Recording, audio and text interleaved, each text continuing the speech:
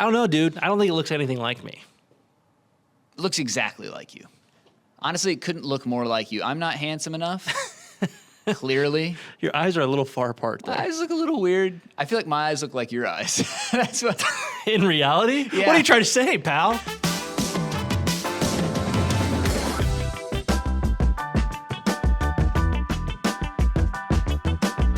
Hey everyone, welcome back to the Mark Rodney Show. If you're watching the video, it's been a hot second. My hair is short and Brody's hair is Mine is long. Only one of us can have short hair at a time. Right, and I would like to say only one of us can look good at a time, and so now it's my turn to look good. Right? We agreed to talk about that, right? You told me you'd keep that off the show. Anyway, you should watch the video version of this if you're listening. Check out the YouTube or watch it on Spotify. Brody drew us a beautiful The Mark Rodney Show logo here with two characters of us. I look okay though, right?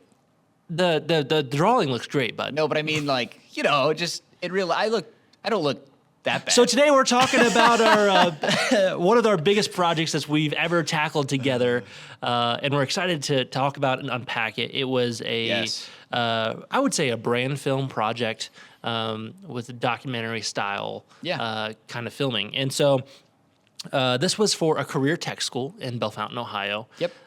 It was a year-long. Over a year long. From the time we started in August of 23. Yeah. And we just got done. Actually, we are still about to do a final, you know how it goes, video editors. Final, this is the real one, export of the final doc. So, and today's date is October 25th. Yeah. So a little over 1 year of work on this project. Yeah, a lot of work went into it. I believe there was over 25 interviews and probably more than that in B-roll shoots. Mm-hmm. And so it was a big project for us. And so we just wanted to talk about it a little bit, vent a little bit, de-stress from it. But it was actually a lot of fun. And I think one of the biggest things that we both took away from this was just how great it was to work with this client. So you want to talk about some of that? Sure, yeah. I think one of the biggest fears people have when they go into a project like this is a nightmare client. Right. You know, like, we're going to be stuck doing a project for a year, and we're going to be with somebody who's, like, making this very difficult for us. And I don't think people ever mean to. I don't think anybody's out to ruin your day, but some people don't understand the creative process, or something else is going on, they're busy, you become a nuisance more than a help, or they forget why they got into the project. Anyway, a lot of things can happen. We were very fortunate on this project to have an amazing client relationship. Became very friendly very quickly, good communication, solid communication throughout. Our client was, good every step of the way. I felt like, I don't know, those things can go sideways. Right. I don't know. And I just felt like it didn't this time. It went really well. Yeah. It's just a lot. There's a lot on the line, right? Years worth of footage, tons of interviews that were hard to set up. And it gets stressful, Yeah. Our client had to work with us to schedule all of these shoots because we're working with the tech school. Yeah, I want to talk about that for a second. Students have to get out of class, or we have to do it when they're available. And it's probably what you're about to say, the client becomes a huge part of the process. Right. Yeah.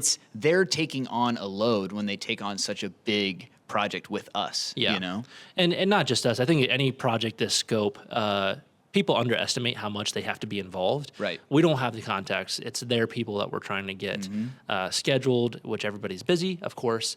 And it just takes time, and that can be frustrating for a creator. But we were able to make it happen because we were able to work with such a great client.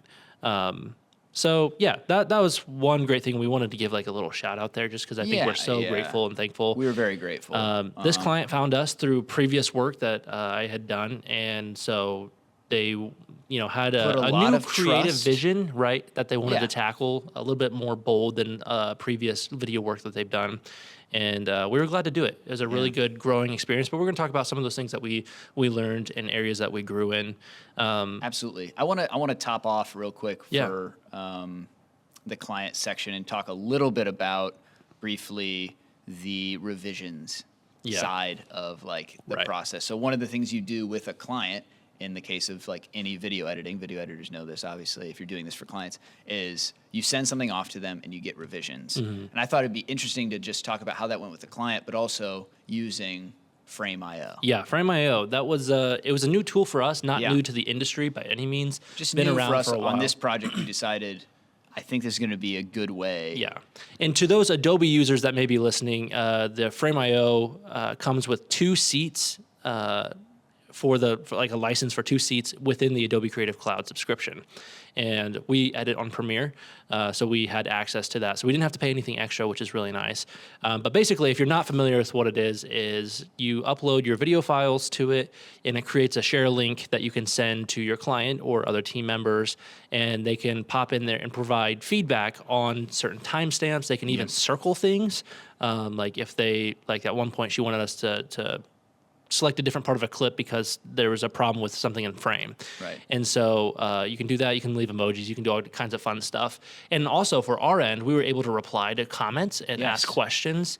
It's the communication aspect. Yeah. It keeps communication fast and efficient and quick, right? Yeah. Our client was leaving comments right there where we could access them and see them, and we could reply to those comments in a messaging like board, and she could just keep replying to us. Right. So it just makes it fast and efficient and easy.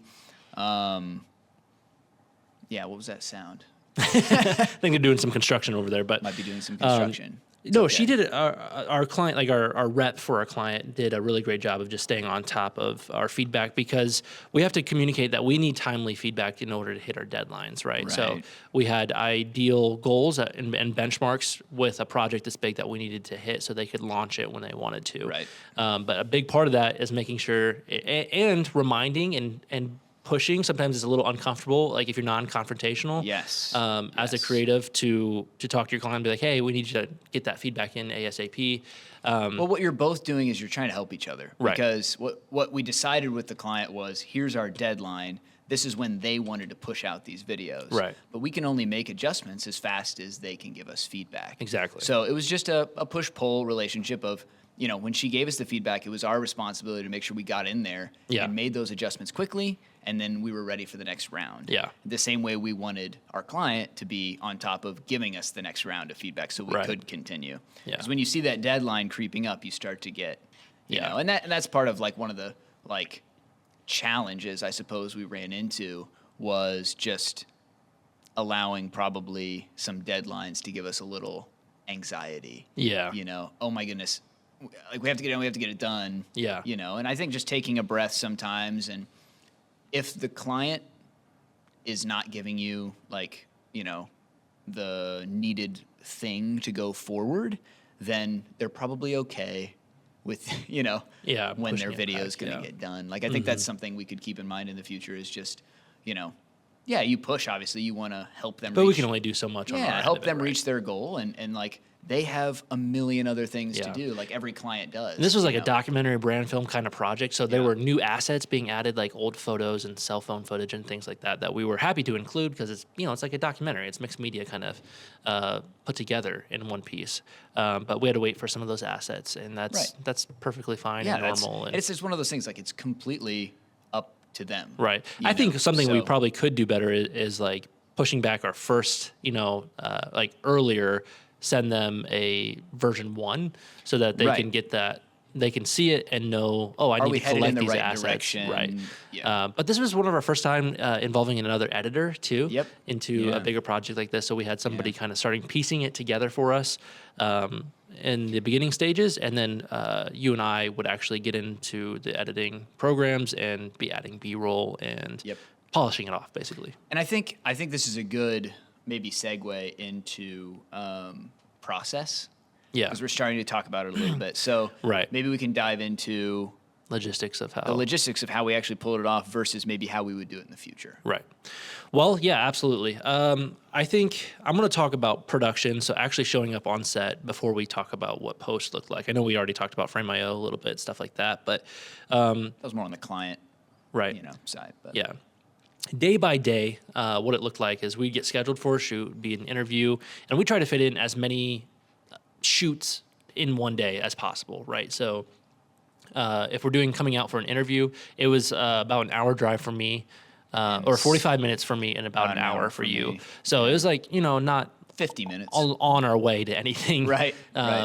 But we would try to, stack shoots as best we could, and that's another kudos to the client for like helping us get that scheduled out and She did dedicating a a day. great job of lining up as much work as we could get done in a day for us, which sounds like, oh, you want to, no, it's like, yes, we did want to fill that work day. Right, to make it worth the time coming out there worth and the everything. time coming out, and as we you make hear, more progress. It was a big effort just to come out there and do it. Yes. So basically, what it looked like is we'd run a 2-camera setup basically, and we've talked a lot about shoot on Blackmagics. So we had typically 2 Pocket 4Ks running at the same time with a couple tripods. We use pretty much one light to light each interview, and then all the miscellaneous gear. We were running lavs, we were running a boom.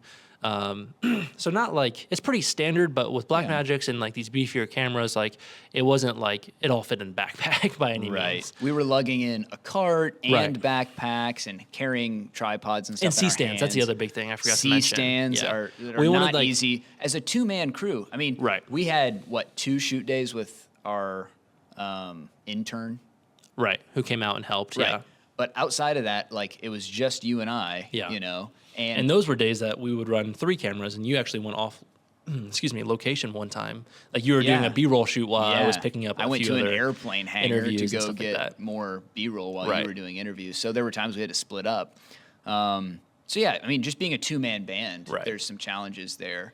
And typically, for the interviews, I would focus on lights and setting up all the equipment and cameras and things like that, do the best I could. And I think throughout this whole process, I mentioned there's like over 25 interviews. Yes. I feel so much more confident in my interview setup game. Yes. And this kind of work for corporate work.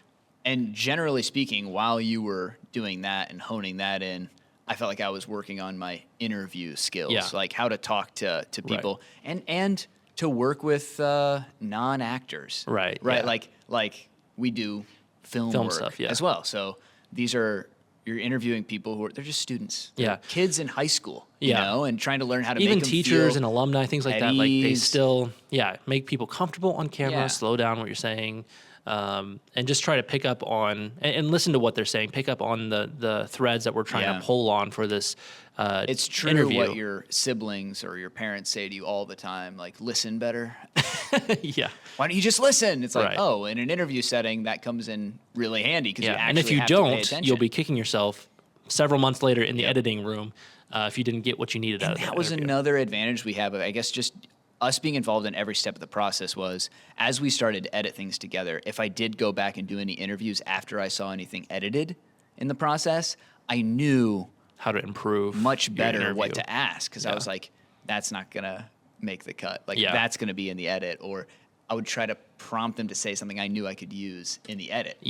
So you start to think of it as a whole. 100%. And that's something I think we'll take with us moving forward is a couple have tips the and edit in tricks mind. here I'd like to include in this episode. What are some of the things that we ask people sitting down to do an interview, just to like warm up questions, if you will? At the start, we would ask them a number of things. We would say, look at me. Don't look at the camera because we didn't want them like eyeing the camera. And yet people still ping the camera. wanted to ping camera from time to time, but they did a pretty good job. I would always tell them to clap. Yeah, which later on we started using a slate, which because everyone always gets a little weirded out. You want me to what? To like what? Yeah. one of the first so questions. it's for lining up audio. Yeah. Like we would use it to line up audio, but everybody's like, clap. Without that explanation, they're like, okay. I don't get it. Yeah. What else would we tell them? How to spell your name. We'd ask, a huge one was It's that. like a trade secret. Yeah, we would ask them to say their name and then spell it for us because the last thing you want to do when you get into editing is get like a difficult name you don't know how to spell. Or someone has a normal name and you think you know how to spell it. Like, how many different ways are there to spell Haley, for example? Right. You know, it's like a million. Haylee, Hayley, Hailey. It's like, we don't know. Yeah. And then you have to ask those questions to your And it prevents client. you having to ask those questions. So You just have it on camera. Yep. It's so nice. It's so nice. I won't keep talking about that one little thing, but it is really nice. And we did ask that of all of them at the beginning. But I would also just say at the beginning, I would just say, hey, we're just going to have a conversation. Keep in mind that, we're going to edit this video. Everything you say is not going to be in the video. If you mess up, feel free to say it again. Yeah. No pressure, right? That's kind of how because it's not live. It's not on the news. It's not like happening in the moment. So just put them at ease. Yeah, so those are just a couple things if you've never done or you haven't done a whole lot of this work that really we've found to be super helpful in the beginning of those kind of interviews. Not experts by any means, but just a few things we picked up. Yeah, I mean, that's what I think this episode is, just kind of unpacking some of the lessons that we learned. Yeah. But going from production to post, I mean, and then B-roll shoots, I mean, we had a couple cameras. Before we roll into that, I do want to talk about things we would have done differently in that process. So sure, yeah. One of the things, so at the very beginning, we talked to the client, what do you want to do? And she kind of laid out, I want to do 6 episodes. I want each one to focus on like one aspect of our core values. And we started looking at that, and it was like, okay, for each episode, we're going to get some interviews with some people and some B-roll. But we did not shoot those episodes in any kind of order. We just, when someone was available, we went and shot that interview, right? And then we logged it away for that episode. And if something came up that we thought might be applicable, we'd go film it for B-roll. Yeah. You know?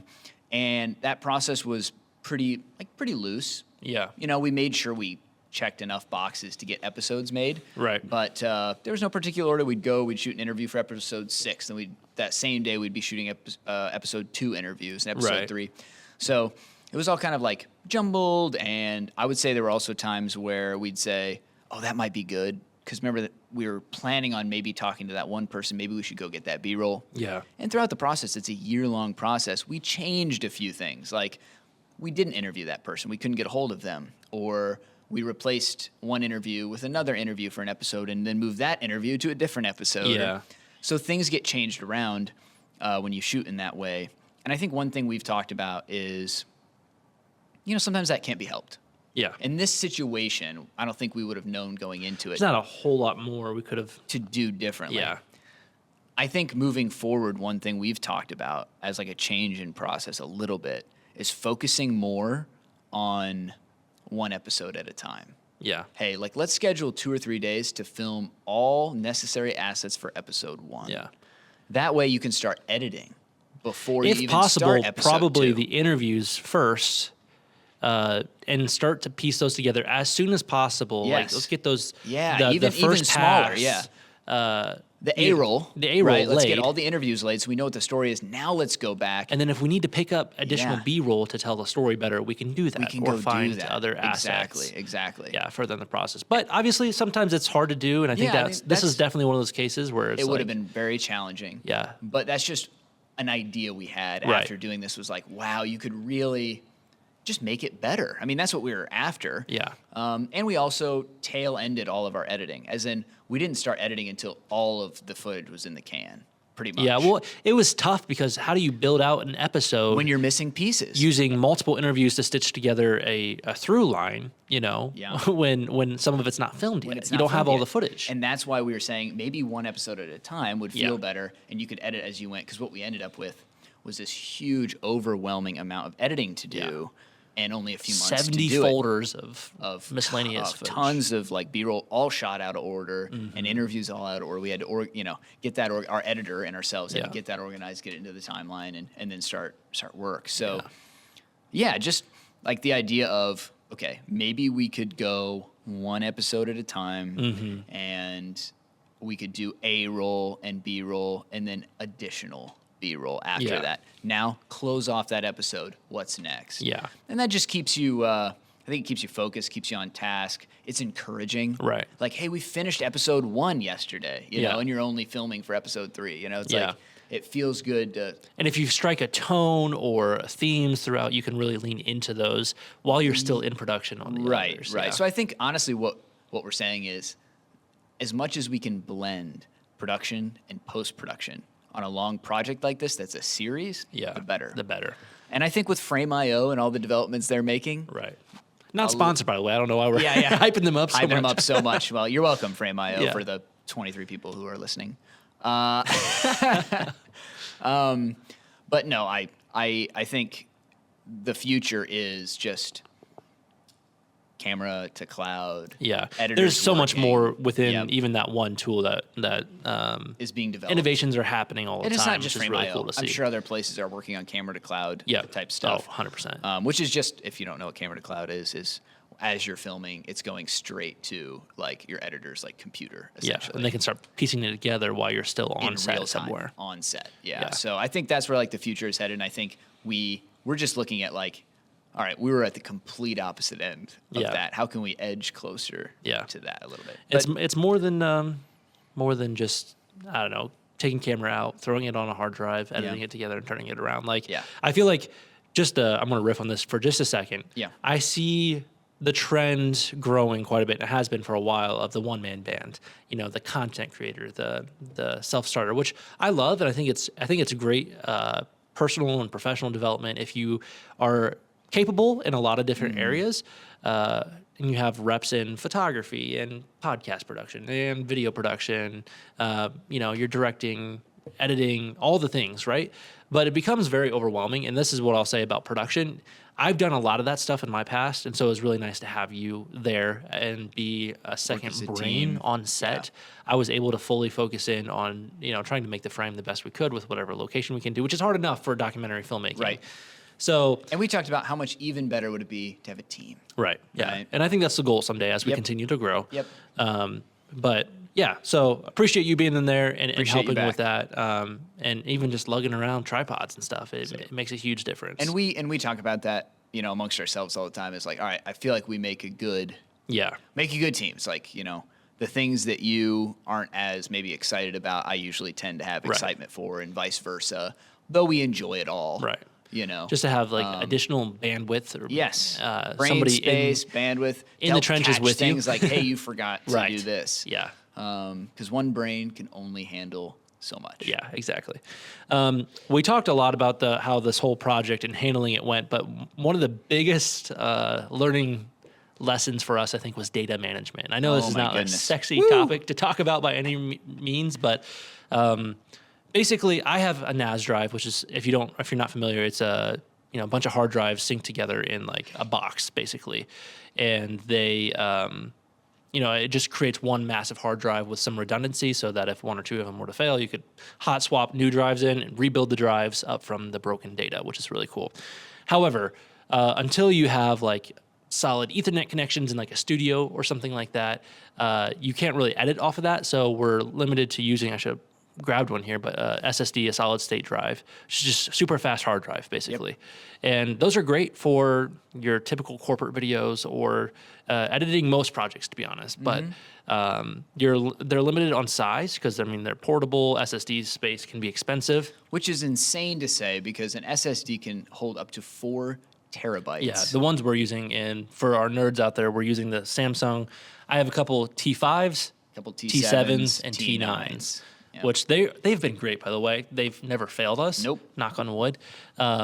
But they've been great to work off of, and we've been using that workflow for a while to edit off of those. However, years long worth of footage.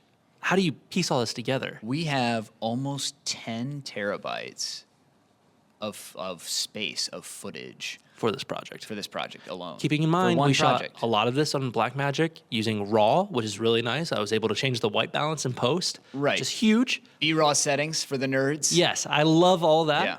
But anyway, it was a learning lesson for us, and so we had to buy additional SSDs and along the way we're buying extra SSDs. We invested in CFast cards for our cameras.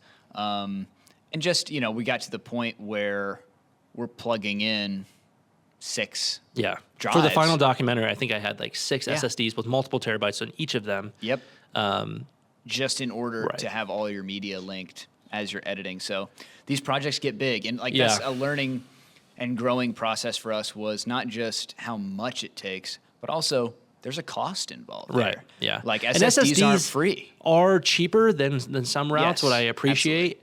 Like SD cards, man, they get super expensive for a nice, reliable one that with a decent amount of space. And so it's just like learning media and storage was all just kind of a lesson. And I've been on my own like personal journey learning with the NAS drive in itself, kind of before this project. Yeah, you have. But I've been trying and experimenting with what all a NAS drive can do, and sending footage remotely is a whole other thing, which I think at some point let us know if you're watching this, if you are a nerd and you want to hear more about this stuff and like what I've learned with that. Leave us a comment and maybe we can do some more content on that. But anyway, it was I appreciated that, but it's like if you're going to take on a new project like this and you've never have had to work at that scope, you're be prepared to have do some research, growing pains and drop some cash on some cards and SSDs and whatnot. Eventually, I'd love to be able to get to the point where we can edit off a NAS, but I think we'll need wonderful someday. A studio or at least my own home. I'm renting right now, so anyway, just for that detail, I'm renting too. In case anybody's interested. Yeah, Brody got his own place. I got a roommate, but I have a roommate, yes, but I got an apartment. Yeah, how exciting! Congrats to you, man. Thank you. Do you want to help unpack that? But we still have a few things around the house. I'm good, man. Like the kitchen needs cleaned up a little. You could help us put shelf paper down.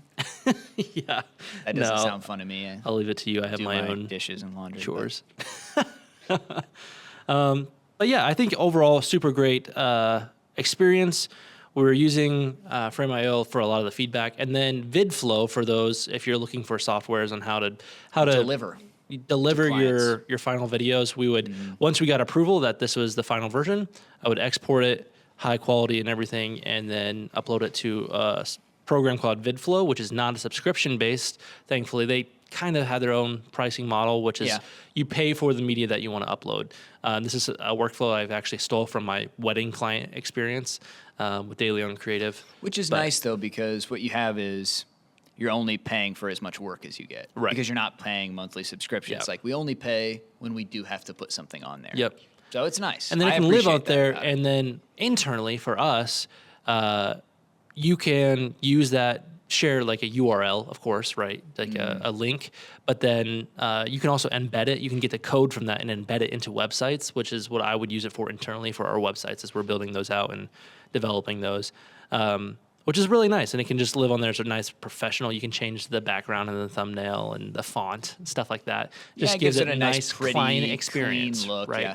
The client, going back to the client, it's better than an email with a giant file or trying to deliver put it them on something. Google Docs or like Dropbox or something Google like that. Hard To me, Drive, it just Google feels Drive. unprofessional. If we just said Google Docs and Google Hard Drive. Google Drive. We know what we're talking about, I promise. We know what it's called. Google Drive. But yeah, using something like that, it gets a little sloppy. And so having a nice delivery service that's professional and clean and looks nice is always good. Yeah. But I hope you were able to learn a few things from that. We learned a ton through this whole experience. And we were actually asked back to do another project since then. I think that also led to some of the stress. We were wrapping up both projects at the same time. True. The other one was more of a sprint, not a year-long project. Yes. But again, a lot of fun, another learning opportunity. And grateful. Exactly. Grateful for the work. It's good work, and we enjoyed ourselves, and we're hoping more clients are like this experience as they come in, and we have a lot more opportunities to do documentaries. Yeah, absolutely. If you want to watch the series or the final documentary brand film, I'll link that in the show notes in the description below. But yeah, other than that, I think that's pretty much all I have. In the comments, let Brody know what you think of his artwork. We spent way too long on that. Don't act like it took me forever. That's not your fault. I asked you like right before we were ready to roll. I was like, hey, can we? You're the artist. Draw our show up there. And I was like, we don't even have a logo. And then I just made something up. It took me about 5 minutes or so. It's pretty not too difficult. You know what I mean? Just a quick sketch. No, it did not. It took me forever, and I'm sorry. But that's a crude drawing of myself, Ethan, right there. But it feels good to be back on the pod, man. It does. We're back on the microphones. Yep. Expect more content coming soon. Thanks, guys. Better than ever. Bye. Bye. See you later. Okay, bye. Bye.